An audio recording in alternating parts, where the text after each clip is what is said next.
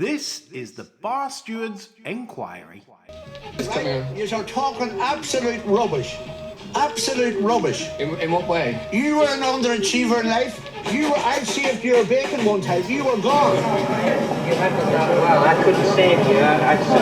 But you did the right thing. Well, that's why you don't know anything about racing, John. I didn't say I do. Right? I'm saying that... What have you contributed to racing? You're one of these take-out merchants. Take out all you can.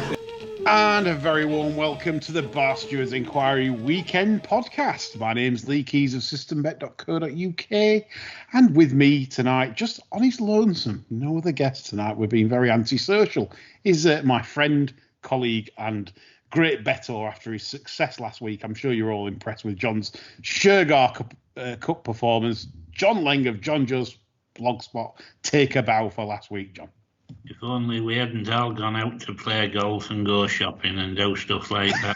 Sensible and but there you go.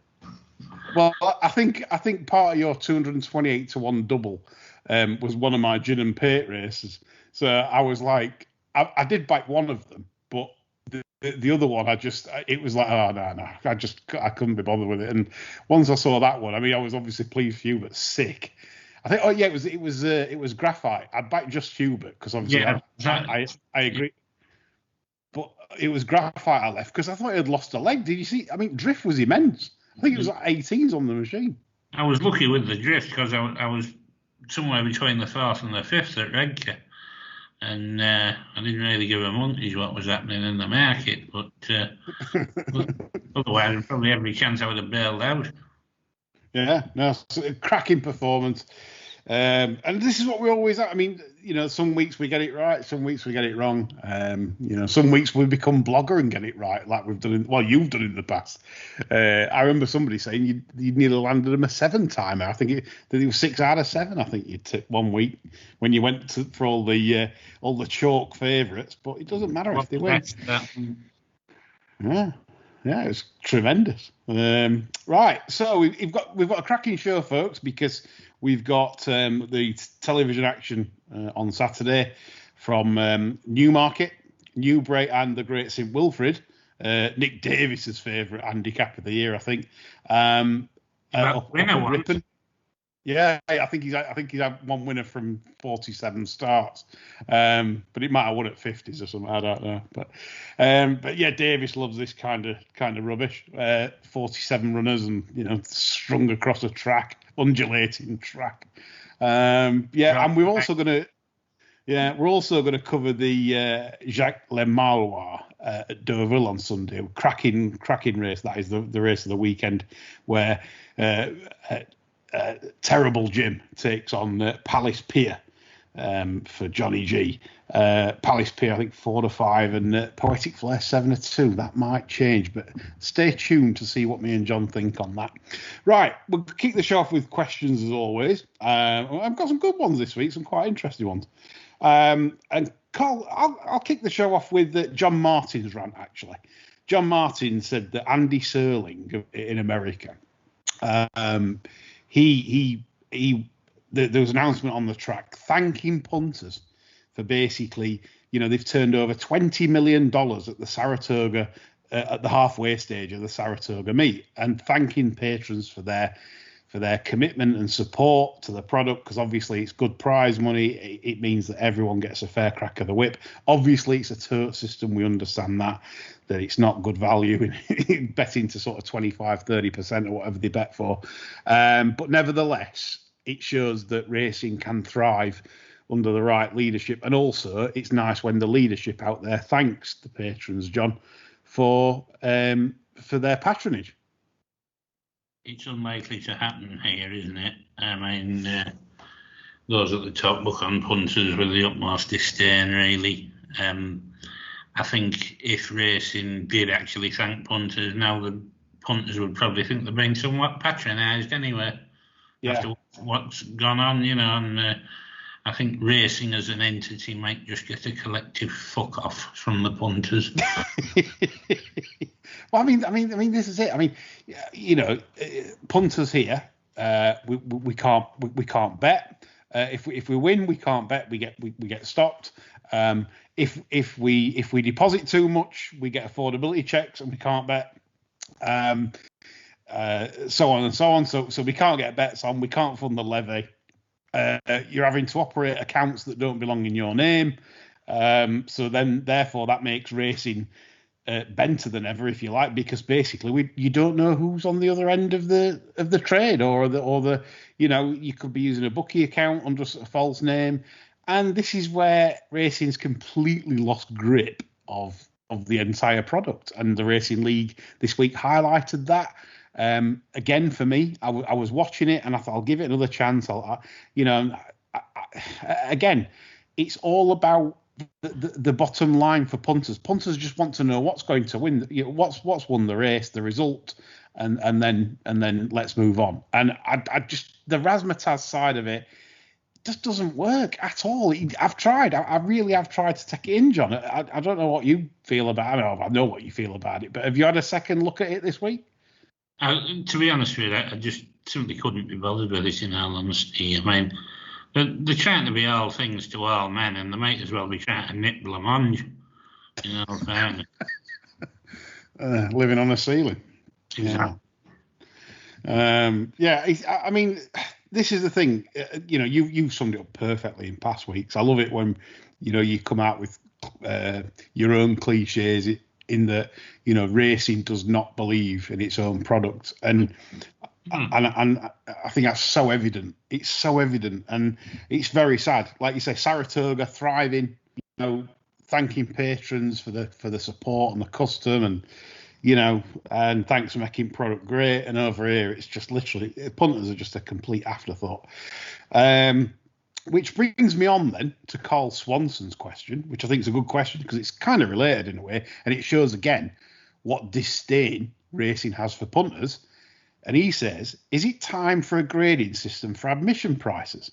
So he's saying if it's a top meeting, fair enough. For example, York's meeting, Royal Ascot, Goodwood, everyone expects to pay a premium then. I don't think anyone actually moans a ticket price at a festival, but to a degree, I know some will.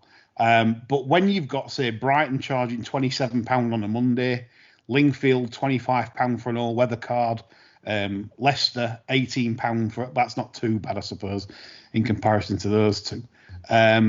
John, is the time for, say, the BHA to potentially produce maybe a guide price system for courses? I know they can't make the courses can do whatever they want. If they want to charge £100, they can do whatever they want. But the BHA should at least provide punters with a sort of a chart on value for money. What should I be expecting to pay to get in Brighton on a Monday? Do you think that's a fair comment, John? It's another issue where the BHA mystifyingly silent, isn't it? We all know the BHA loves a jolly up. And you'd think as part of their feasibility studies into getting more people into racing, they'd have a little jolly up across the channel, wouldn't you, and see what it costs you to get in and eat a few frogs' legs while you're watching the racing. But if they did, of course, they'd have an absolute horror story to bring back, wouldn't they, as regards the tracks?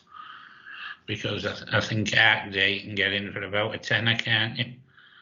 Yeah, I mean, like I said, last when it were a £5 and you got a colour race card. Obviously, that's when Generous ran. But I don't think it's gone. It won't have gone up to anything like our levels. No. Admittedly, probably the food and drinks maybe a bit on the stiffer side in France, but I mean, our food and drink, the quality you get absolutely arse-raped anywhere. So, you're paying a premium to get into some of these tracks for low-grade meetings, and, you're offered tins of lager, meat pie's probably a day old, and you just treated like skit anyway, aren't you, Yeah. And nobody's looking into that angle at all, It's more a case of, well, if you haven't got enough people there, we must need more bouncy castles. For the kids to enjoy. Yeah. That's the level of logic we're dealing with. Nobody's actually saying, look at the state of this. It costs you an arm and a leg to get in, and then when you get in, you got no change out of a nifty if you're taking the wife and kids before you've even had a bet. Yeah. I mean, I can remember. I mean, how times have changed, because I can remember going to. Well, not it wasn't my first meeting, but as a teenager, I got on the bus to Doncaster, and I used to love going to Doncaster, obviously local to my hometown Sheffield, and I went to watch Crebentis win a champion hurdle trial there. I went to the St Leger to watch. I think was it Minster Sun that turned? Was it Minster Sun? Yeah, I think it was that year. And I can remember as a teenager, I was obsessed with looking around, looking at how it worked, the bookmakers, the tic tacs, taking it all in. And really wow, I was wowed by it, and went to the parade ring to have a look at them, and and it was just such a fantastic day. Even though I was betting in 50p's and quids and whatever, I'll never forget it. It was just such a tremendous atmosphere. If a favourite hit the front, the roar of the crowd were when George Best hit the back of the net. It literally was a fantastic experience, and it's such a shame that the BHA have just lost the way on this and not selling what a fantastic product racing is. I mean, most people when they go to York or have been to York in the last 10 years associate York with Sea the Stars, Frankel, just phenomenal horses of the turf. And if you were lucky enough to go and see that, you'll live with that for the rest of your life, like you did, like you said with Dahlia. Yeah. As a youngster, and I think that's testament to, I think, how we were brought up with racing and what how they're trying to sell it now, face painting and bouncy castles. It's just you can do that anywhere. That's it. Yeah, sort of shit you can get anywhere you want on a day out. I mean, nothing unique about it, but you say championship standard performance, and that is unique. That's the sort of thing you take away from it. Yeah. But I mean, as the emailer said, it probably is time for somebody to put some sort of structure in place where people can know what they should expect to pay. But the important thing is, the structure will be set too high anyway for it to be realistic. Probably. I mean midweek cards. I mean, they're lucky they're getting anybody paying a tenner to go in. Yeah, I mean, the done thing if you sort of in the game is to try and blag a badge off someone, or you ring someone, or you say any chance of do you know any jockey that's got a badge spare, or that kind of thing, because you'd loathe paying. Well, I do anyway. I'm not tight, but I loathe paying things like 22 quid to watch midweek fare somewhere. You're on tail straight away. You need a winner, don't you? The minute you go. You got to back first winner. Yeah.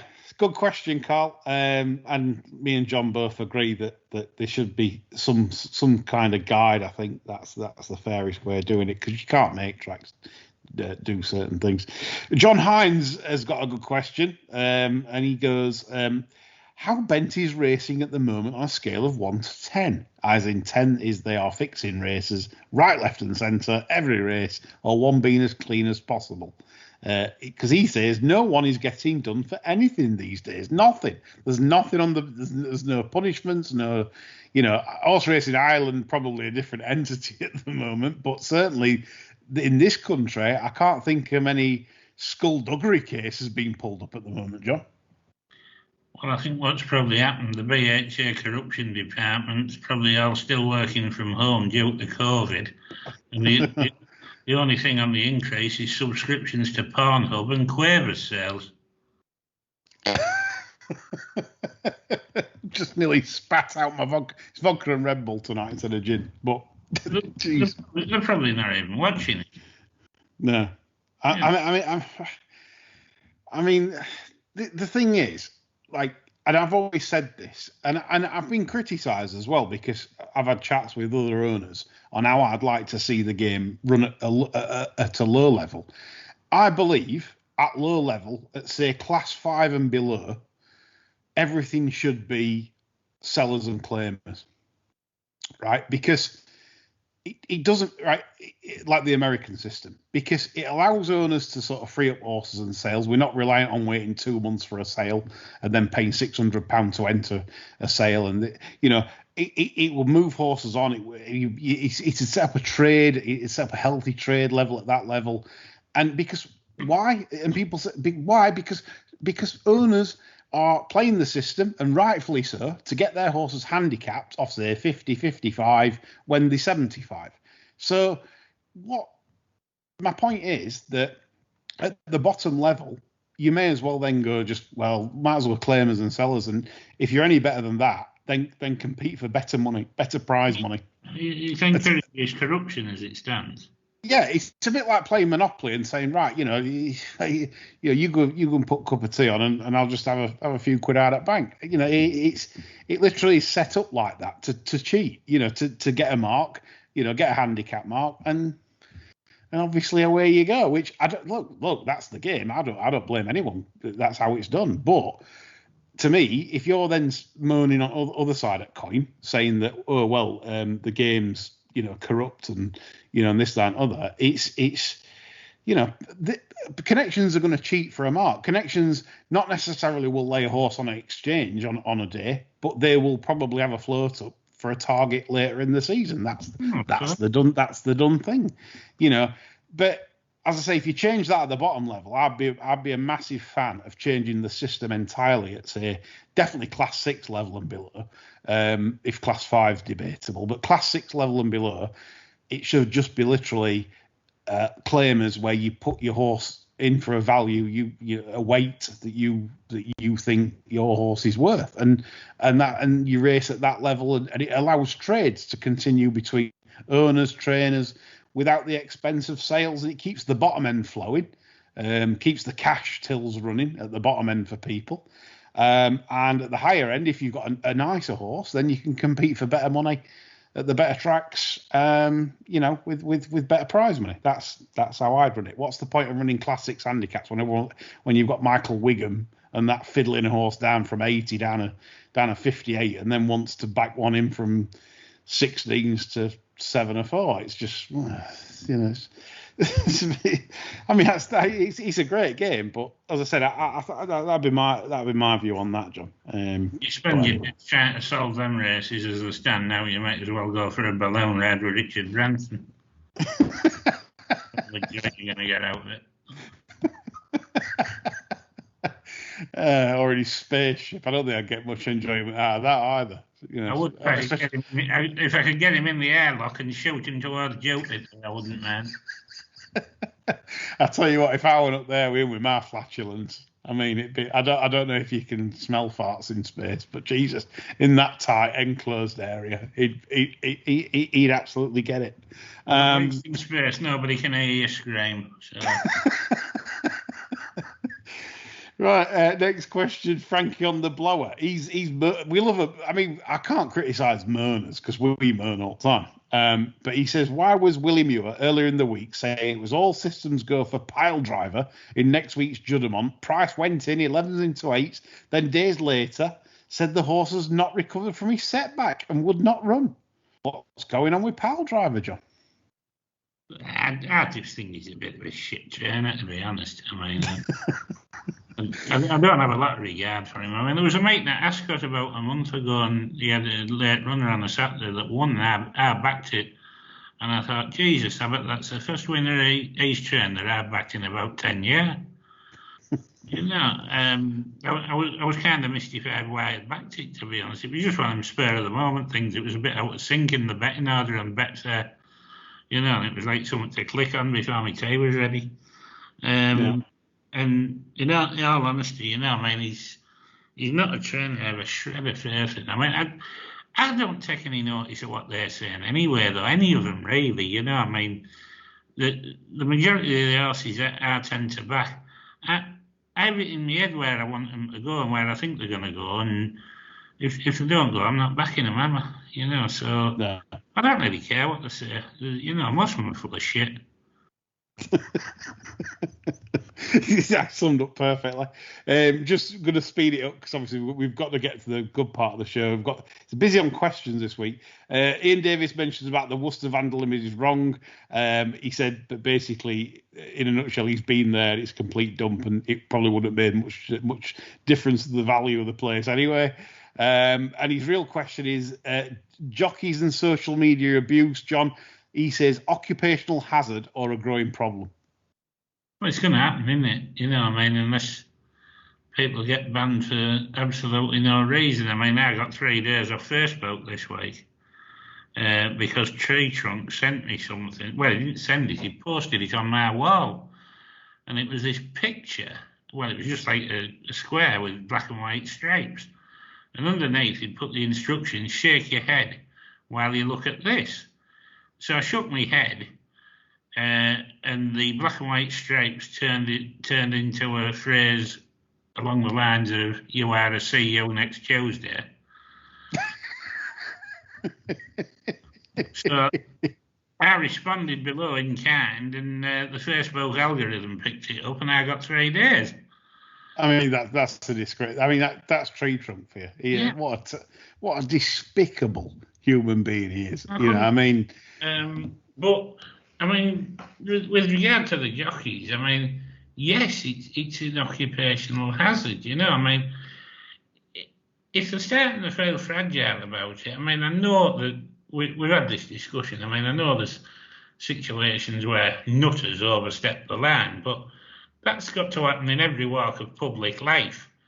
Everybody who has a public persona has some nutter somewhere sending them something or abusing them somewhere, you know. I mean, we've got the Allinson clan, you know.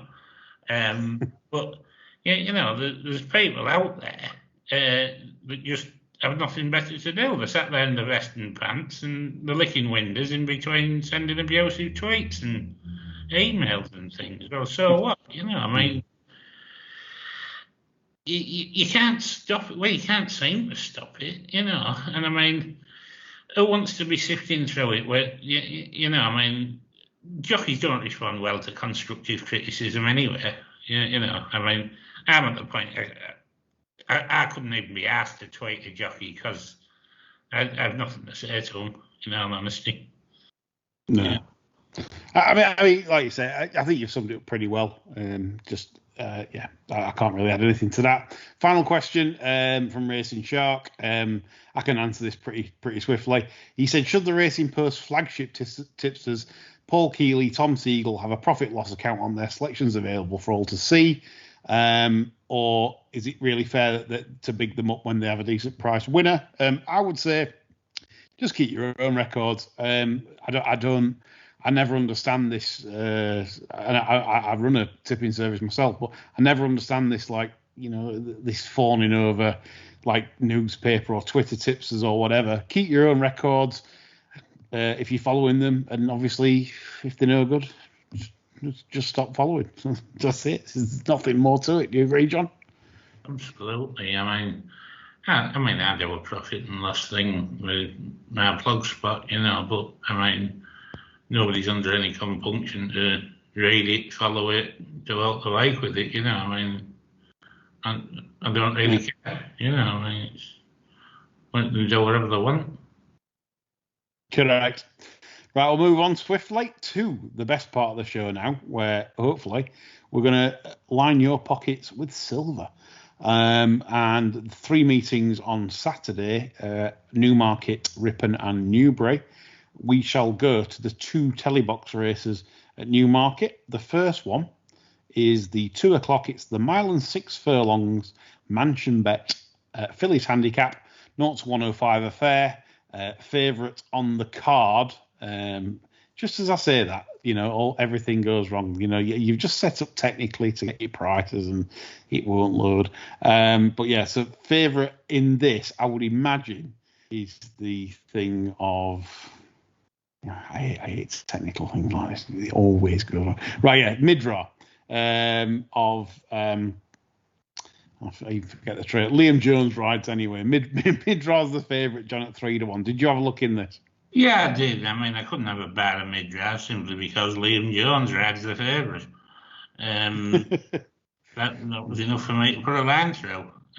You enjoyed that pacemaking for the shagging shirt the other week with Liam Jones? I just think he's an appalling jockey. I wouldn't back him with counterfeit. But to be perfectly honest, I think there's probably two better horses in here anyway. I think Arlene Dover will beat that, and I think Macaulay will probably beat the pair of them. Okay. I think she always runs a race. The last two runs, she's had absolutely no chance anyway. But prior to that, she was less than 3 lengths behind Roberto Escobar at York. She stays well. There's nothing not to like about her. I think this can see a bounce back. I don't know whether there's enough runners for an H pair bet, is there? But she was about. No, it's 7 runners. But if you do have a Sky Bet or a Betfred account, you can back Macaulay 3 pegs, 3 Peggaroonies at 10 to 1 Sky Bet and 9 to 1 Betfred, John. Yeah, I don't mind. Yeah. So Macaulay for John at value, obviously carrying a big weight because she's a very, very good mare. But you mentioned one that I like, and I am all over Eileen Dover. It's my best bet of the weekend. I cannot understand why this is 6 to 1. It just does not make any logical sense. The horse, the filly, obviously was very good in bumpers. She came out and was second to Yes, and trying to give a lump of weight for age to a very good filly there. And then the next twice, she was very highly tried in listed company on both starts, and on both occasions, it was slowly run. Both races were absolute crawls, and I mean crawls. It was just all front end favoured. And it just doesn't suit a horse of this nature. She needs a good end-to-end gallop. I'm not saying she'll get it here, but what she'll get is the extra distance, which is 1.6 miles. And I think that's key, because if anybody watches Newmarket last time, they crawled on the front end, they quickened it up, and she's staying on late after the Lord Mayor's show, really grabbing the ground on that. In fact, if they've got another 2 furlongs, she's going to be 5 clear. So I think 92 is ridiculously well in, because she's ran to more than that in the listed races. So I think with the extra distance, 6 to 1 is completely enormous, John. So I'm all over Eileen Dover as my best bet of the weekend. Okay, we'll move on to the second race at Newmarket on the telly. The 235 is the good old Grays horse handicap, the only one of the season for Grays. Dirty shithouse Grays, John. The shithouses of society. And Mitros on fire for your favourite trainer, Willie Muir, is 9 to 2 favourite. Any view here? Yeah, I mean, this grey horse idea, I mean, this is some aggravating little shitbag at the BHA thought this up while he was playing with his Etch-a-Sketch, didn't he? Yeah, this whole preamble, it's just rotten. I thought Cahors had been running decent most of the season. He's got his limitations, but so do most of these, really. If I had to have a play, which I don't and won't be, I'd chuck a couple of quid at Cahors. Okie dokie. Cahors for John in a tricky Grays race. For me, though, I've got a decent bet again. I wouldn't say this is like, empty your sack, but your mate John, Jeff Archer, Wentworth Falls, at double figures, 10 to 1ish. Ben Curtis is booked. He's had Shane Gray on the last 3 times. Jeff will drop it out too far, though. Well, Newmarket, that's the thing. I would say Newmarket's never ideal for a dropout horse, really. But, and this is the caveat, you see, that he loves a straight track. Now, I was there at Catterick on the 14th of July. It wasn't off. It wasn't off a yard. It was, Jeff's done a masterclass with this, because it started off the season off 92. Now, I know he's getting older, but it's off 80 now. And it's had some good efforts this season. It was 5th to Rathbone at Thirsk, and I thought it ran well there, again, with things not going its way. That was off 85. It was 2nd to Manigordo at Thirsk, again, earlier this season, off 87. So Jeff played a blinder here, for the Grays race. Straight track. That's what he likes. He prefers Donny, nice, flat, come from behind track. And I accept Newmarket isn't. But I think there's enough pace on here. Case Key goes off like a scalded cat of Applebee's. And the form that was in last time, that just pulls it way to the front and you just get, whoa, it's out and away. So back to layers may fancy Case Key for an investment, but I do think there's enough pace on here, and I just think the mark's attractive. And when booking Ben Curtis, he said old Jeffrey has been playing a bit cute this season, and I reckon this has been the plan. Nice prize. A winnable race, full of crap, really. So I thought Wentworth Falls for old Jeff to come flying late and grab the spoils at double figures. So that was my call there at Newmarket. We move on to Newbury, where we've got 4 TV races. And the first that kicks us off on the Saturday is the Washington Singer. At 145, Masekela is the wrist 5-4 favourite for Andrew Balding and William Buick. John, any view here? Well, I think this one sets a reasonable sort of bar for this race, really. I mean, yes, I don't think there's a Shergar Lamtara on earth in here, but I think it's quite a nice race. I think possibly Bayside Boy could give this something to think about. I really like this horse on debut, and I think he'll pro up to this level. Whether he'll beat Masekela tomorrow, I don't know, but I think he'll run a decent race. I think it's a race to keep an eye on for the future. I think you've summed that up pretty well, because my notes here basically says, at this moment in time, there's nothing in here that will beat Masekela at the moment. And that's why I think 5-4 isn't bad, to be honest. Going blogger-esque and stallion-esque here for a big, get the roll out of the pocket and hammer this. But Masekela is at a level at the moment I don't think Bayside Boy or Seattle King can improve to get to right now. I'm not saying they won't be better than Masekela later in the season, but for now, I just think Masekela at 5-4. I think 5-4 is a shade of value, to be honest. I think I'd have it slightly shorter. So if you're one of those that wants a banker on a Saturday, you think, I couldn't put you off Masekela. By the way, just watching Newbury today, there's a distinct low draw bias on the straight course. The amount of thick bin men I've seen going towards the stand side today at Newbury is embarrassing. Or owners or trainers aren't switched on to this. It clearly is sent to far side where you need to be. The stand side is absolutely rubbish. So you don't want anything coming down the stand side if you're playing in running tomorrow at Newbury. That's just what I've seen today. Okay, we'll move on. 220 Newbury, obviously another warm favourite for us in this. In Hucum, John, thoughts on the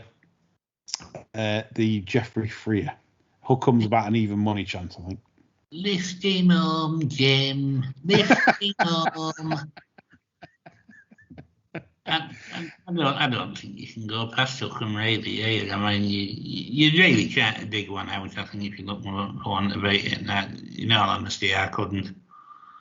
I completely agree. I mean, I was waiting for this. I mean, you just see it, can't you? Like Hucum. What a sensational performance from Hucum. What a rocket, It's like... Well, he's going to get the rate up of all rate ups. If he wins by a neck, isn't he? Because the Stallion's going to have 40 large on this tomorrow. To be fair, I don't blame him. I don't think even money's that bad. No, to be honest. I mean, literally, Golden Pass won last time out with a very, very comfortable front end solo. Rodrigo Diaz is a very useful staying handicapper, but I could see it winning a future Ebor, but not this right now. Hucum even money. We sound like blogger already, but yeah, it's two favs. I think to kick off the first 2 TV races. In the words of the late great Eunice Stubbs, fuck 'em, let's back hook 'em. Brilliantly put by John there. So we move on to the third race. It's the 255. It's the Bet Victor handicap over the 7 furlongs there. And as I've mentioned, there's probably not enough runners to be a draw bias, to be honest here. 8 runners, but you don't want that stand side run. But John, anything take your eye in this handicap? I thought it was a fairly nasty looking race, to be honest. They've just managed to scrape enough for an each way bet, haven't they? I am of the view that Agial needs gelding again.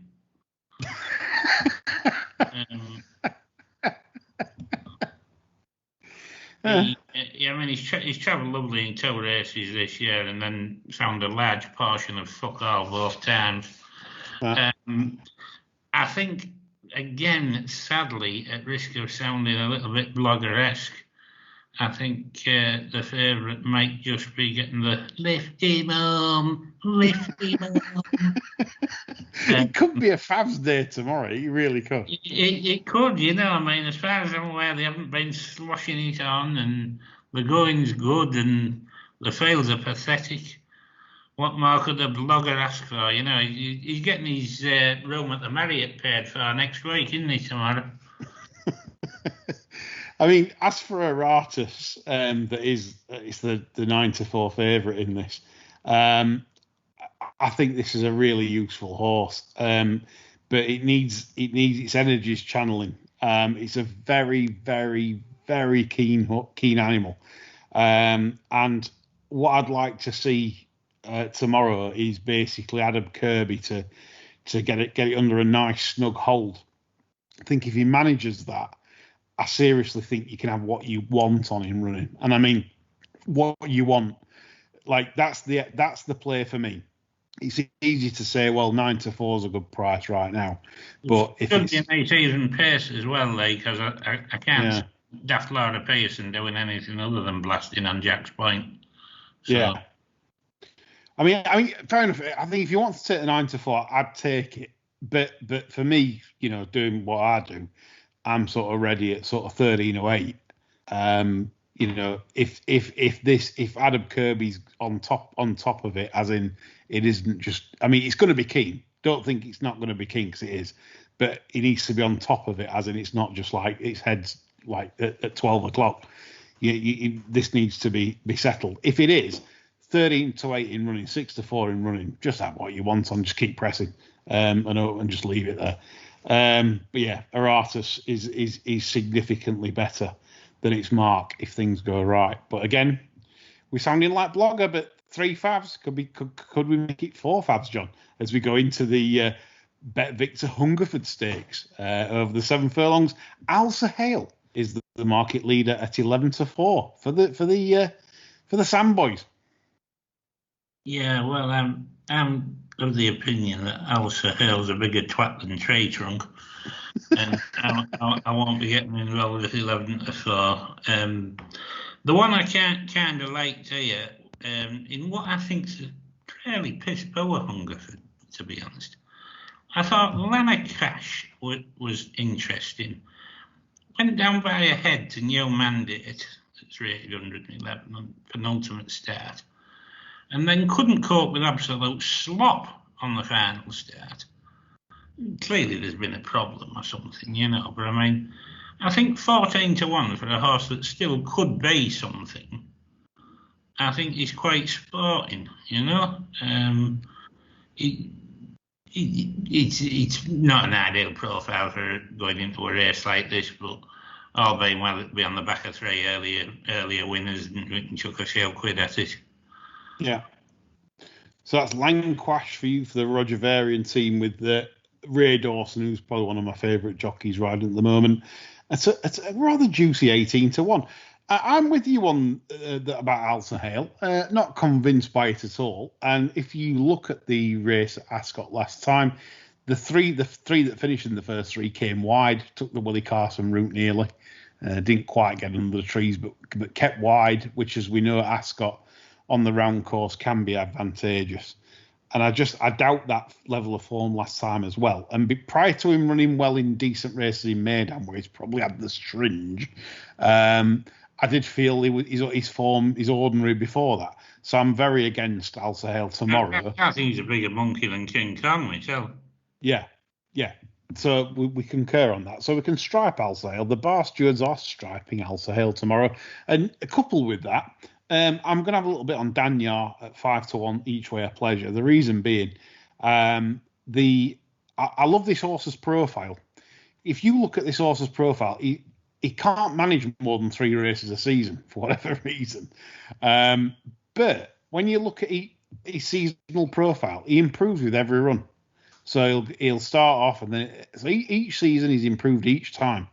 And I loved his attitude last time. Mota KL obviously is £6 better off with him obviously finished behind him. But the reason I don't fancy Mota KL is because I believe Mota KL is £7 to £10 better at Newmarket than he is at Ascot and Newbury, for the simple reason that I think Mota KL's a better horse when he's allowed to bowl along, at a Newmarket, and I think that's where he produces ridiculous form levels. Well, not ridiculous, but I sound like blogger there. But form levels that he can win this kind of race. I don't think Newbury is his place for doing that.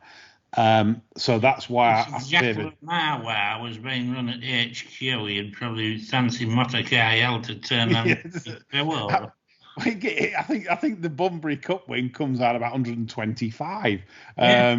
It literally is a better horse there than anywhere else. So that's why I'm with Danyar, because Danyar is generally progressive all the time. I beseech you to look at the form of Danyar and see how each season it's got better and better and better with each run. I like it. And probably will not see it till next year, because it's the most it's ever ran is 3 runs in a season. So this is its 3rd run. So this will be it. This is lights out, folks. So Danya, I thought, was an each way bet to nothing at 5-1.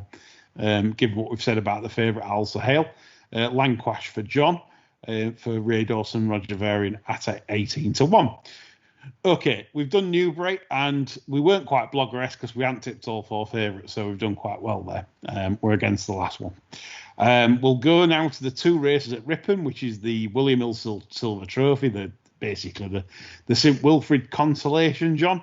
Gatanfa for Tracy Waggett and 2% Tom. How many Abbeys have you won? He's won 3 Abbeys as this lad. He can ride sprinters. Gatanfa is the 15-2 favourite in this. Any of you here? I'm sorry, I can't be with Tom and Tracy Waggett in any competition. It just goes against every principle I've got. Well, yeah, fair comment. I mean, I do like one here, but it's a bit of a punt. Troubadour for Old Hopalong was in group races at 2, started last year at a high level. He's crashed in the weights. Now, he might be a plot, or he might be going down a Swanee.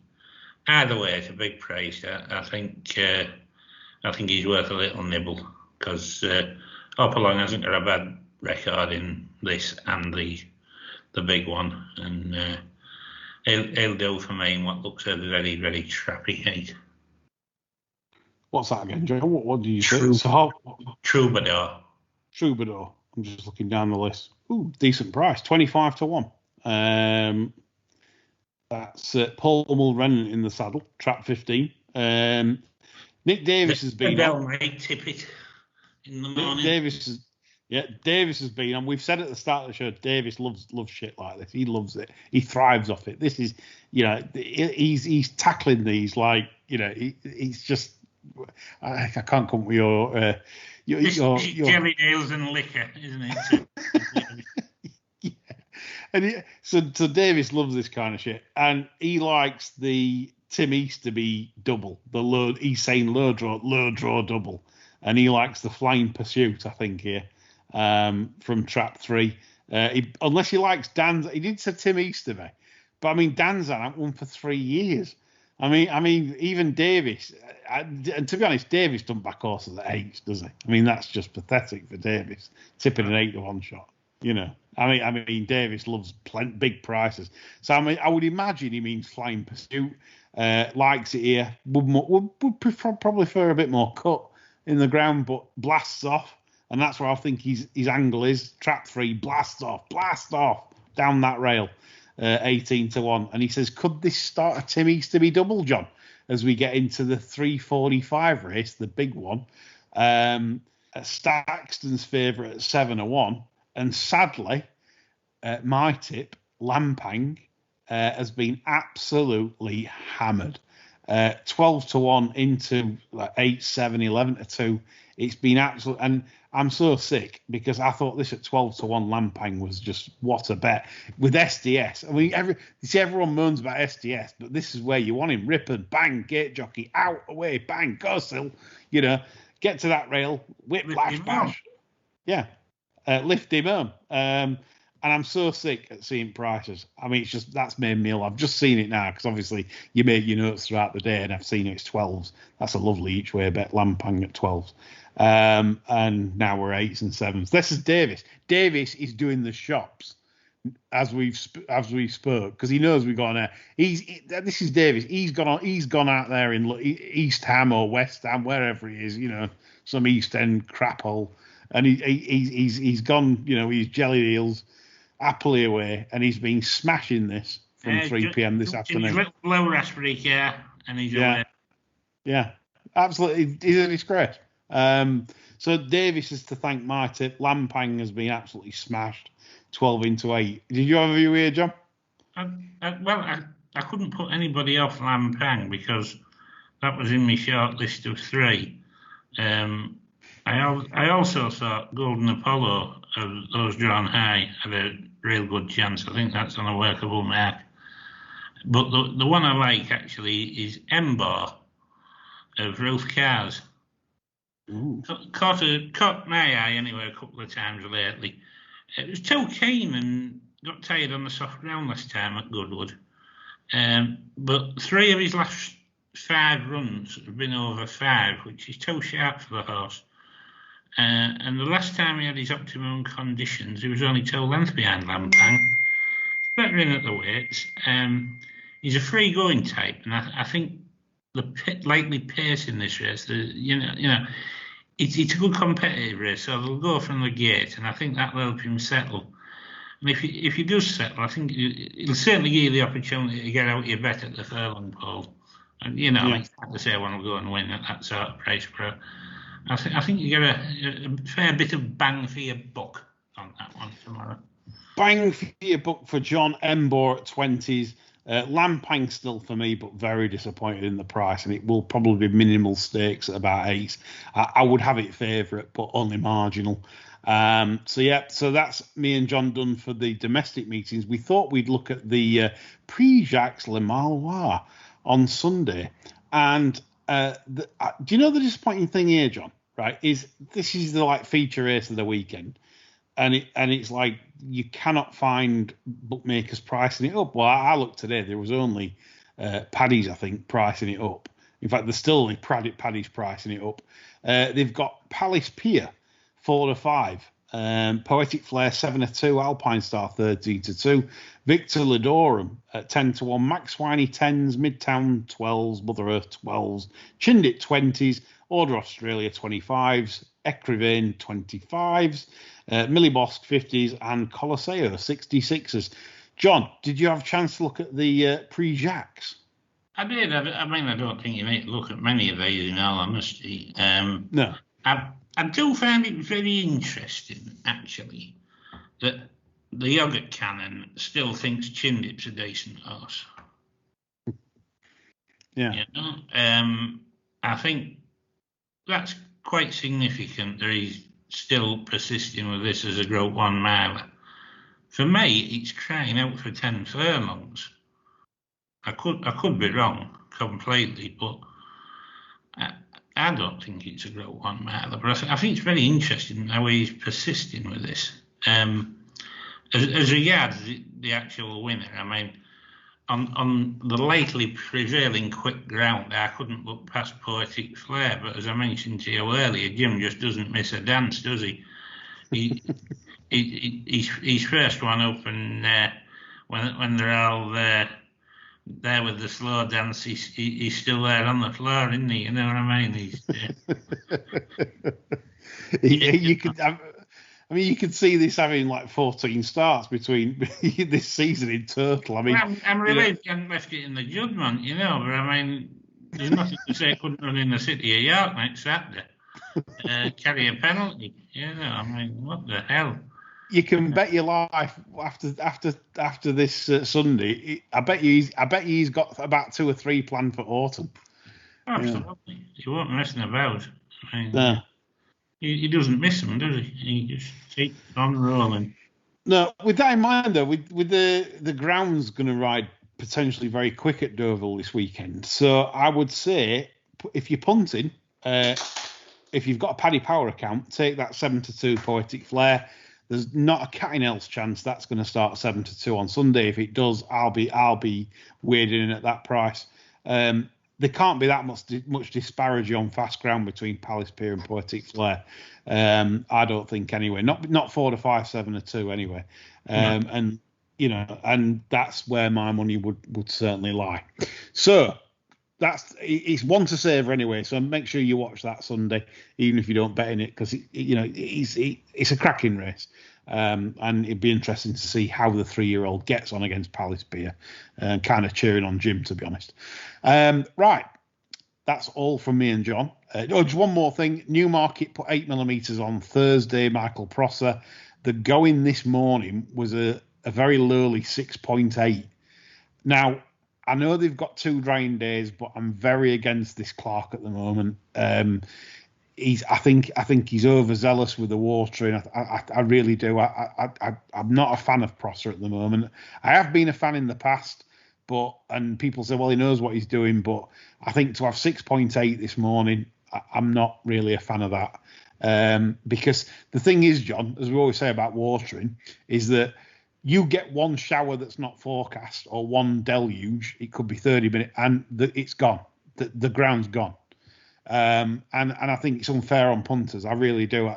He's clearly watering if they get no rain, to get good to firm, or somewhere in between good and good to firm post time. It's just totally wrong, and I'm not a fan of that, the Clark at Newmarket at the moment. So just a word of warning there. Just keep your eye on things, because if you're backing fast ground horses, then they get that unexpected deluge, which has happened. You know, it's British weather.